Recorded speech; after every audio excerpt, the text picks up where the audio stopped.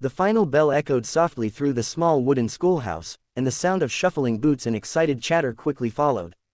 Abigail Moore stood beside her desk, hands folded loosely at her waist, watching as her students gathered their slates and books. Sunlight streamed through the tall windows, catching dust motes in the air and turning them into tiny flecks of gold. "Mind your manners on the road," she called gently as the boys hurried toward the door. "Yes, ma'am," came the uneven chorus. Thomas Whitaker paused just long enough to tip his head politely before racing after his older brother. His shirt was untucked again, and there was a smudge of dirt across his cheek she hadn't noticed before. She made a mental note to speak with him tomorrow about neatness, though she suspected the real problem wasn't carelessness. It was the absence of someone to notice before he left home. When the last child disappeared down the path, laughter fading into the warm afternoon, silence settled inside the schoolhouse. Abigail exhaled slowly. The quiet always felt larger than the room itself. She turned back to her desk, gathering scattered papers into neat stacks. Arithmetic lessons for the younger children. Geography maps for the older ones. Ink-stained fingers brushed absently over a worn spot on the wood where countless students had carved initials over the years. This job was her lifeline. Silver Ridge wasn't large, but it was proud. The families worked hard: farmers, ranchers, blacksmiths. Education mattered, though funds for it were often debated. She had overheard enough hushed conversations after church to know the school board's budget was thinner than last winter's frost. She walked to the window and looked out at the open land stretching beyond the town. The prairie rolled endlessly beneath the bright sky, beautiful and unforgiving all at once. 3 months ago, she had arrived with a single trunk and a letter of appointment folded carefully in her reticule. She had told herself that independence would feel empowering. Some nights, it did. Other nights, when the boarding house grew quiet and the wind rattled her window, it felt more like exposure than freedom. She locked the cabinet where supplies were kept and slipped the small brass key into her pocket. Her boarding house landlady had already reminded her, politely, that rent was due in 10 days. Abigail had calculated her wages twice. They would cover it, barely. A knock sounded softly against the open doorway. She startled slightly and turned. Daniel Whitaker stood outside, tall and steady, hat in hand. The late sun framed him in amber light, outlining the broad shape of his shoulders. Even without the fine stitching on his coat or the polished boots, he carried the unmistakable presence of a man accustomed to responsibility. "Miss Moore," he greeted. "Mr. Whitaker," she replied, smoothing the front of her simple blue dress. His gaze drifted briefly across the room, pausing at the small desks and chalkboard as though measuring the space that had shaped his son's days. "They stayed out of trouble?" he asked. "As much as boys can," she answered, allowing herself a faint smile. "Thomas reads ahead of his lessons. James prefers arithmetic." A flicker of pride crossed his expression, quickly tempered by something quieter, almost regretful. "They speak of you often at supper," he said. Her heart gave a small, unexpected stir. "I hope only kindly," she replied. "They say you listen," he answered. The way he said it made the words heavier than simple praise. Abigail held his gaze for a moment longer than politeness required. In his eyes, she saw fatigue not from ranch work, but from something deeper. Raising 2 boys alone, perhaps. Managing land, cattle, and a household missing. It's hard. The prairie wind swept across the doorway, lifting the edge of her skirt and carrying with it the scent of hay and distant rain. And though she did not yet know it, the conversation beginning on that quiet schoolhouse porch would soon change the direction of her carefully balanced life. Daniel remained just outside the doorway for a moment, as though uncertain whether to step fully into the schoolhouse or keep the boundary between their worlds intact. Abigail sensed the hesitation and gestured lightly toward the open space beside her desk. "You may come in, Mr. Whitaker. The floorboards won't collapse under ranch boots." A faint huff of amusement escaped him, and he crossed the threshold. Even indoors, he seemed to carry the outdoors with him, the scent of leather and sun, the quiet authority of someone accustomed to wide spaces. He set his hat carefully on the edge of a student desk, glancing around at the neat rows of benches and the chalkboard still bearing the day's lessons.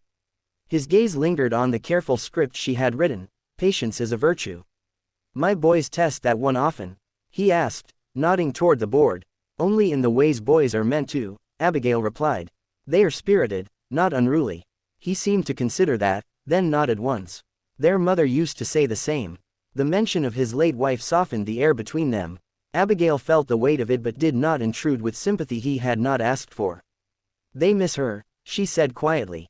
His jaw flexed, not in anger but restraint. So do I. Silence followed, heavy but honest. Outside, a wagon rattled past, and somewhere in the distance a hammer struck metal at the blacksmith's shop. Daniel shifted his stance. Miss Moore, I didn't come only to inquire about lessons. Her pulse quickened slightly. She folded her hands before her to keep them steady. No, he drew a slow breath, as though choosing words he was unaccustomed to speaking. I've observed something these past weeks, he began. My sons leave this building different than they enter it. In what way? She asked. They laugh more, he answered. Thomas no longer wakes from storms convinced the house will fall in. James, he speaks at supper now instead of staring at his plate. Emotion flickered across his features, pride mixed with vulnerability. You've given them something I cannot seem to provide, he continued. Abigail shook her head gently. You provide them a home. Stability. That is no small gift. It isn't enough, he said, more sharply than intended. He lowered his voice almost at once. A house without a woman's warmth echoes, Miss Moore. The directness of the statement stole her breath. He stepped closer, though still maintaining propriety. I have land that will not fail. Cattle enough to secure their future. But I cannot braid Thomas's worries into sense the way you seem to. She felt heat rise to her cheeks. I only do what any teacher would. No, he replied firmly. You do more. He reached into his coat pocket and withdrew a folded piece of paper. It was not a legal document or ledger, just a simple sheet, edges worn from being handled. I inquired about your situation, he said carefully. The boarding house. The school board's funding. Her spine stiffened slightly. Sir, my circumstances are my own concern. And I respect that, he answered quickly. I do not speak of it to diminish you. Only to acknowledge reality. He held her gaze steadily. You need steady shelter. My sons need a loving mother. The words settled between them, bold and undeniable. Abigail's breath came shallow. You are proposing marriage. Yes. No courtship, no poetry, she asked, half in disbelief.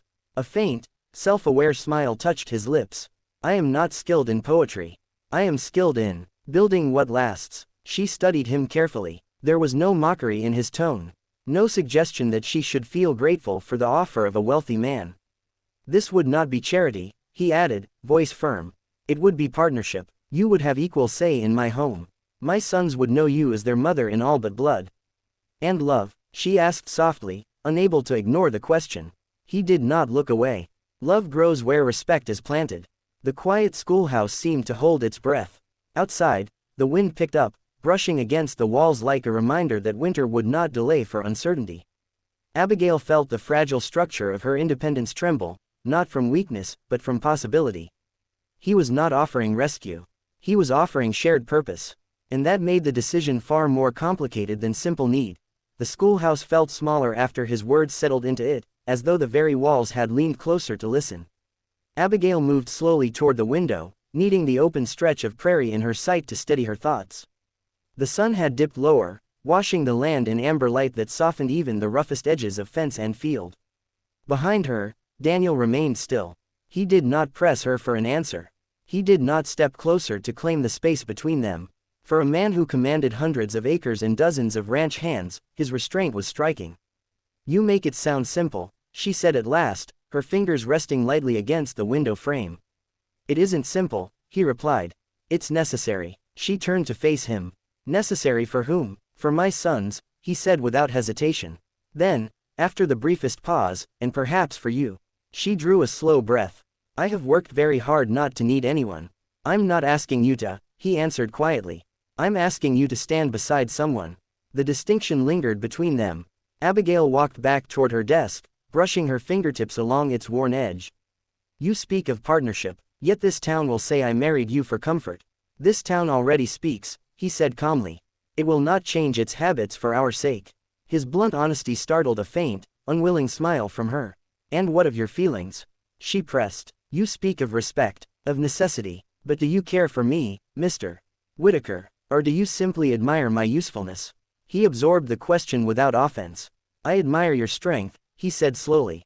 I admire the way my sons look at you as though the world makes sense when you speak. His voice lowered slightly. And I admire that you have built a life here without asking anyone to carry it for you. Her throat tightened unexpectedly. "That is not the same as love," she whispered. "No," he agreed, "but it is where love begins." The breeze slipped through the open doorway, lifting a loose strand of her hair across her cheek. This time, when his hand rose instinctively, he did not quite stop himself. His fingers brushed the air near her temple, then fell back, careful not to presume.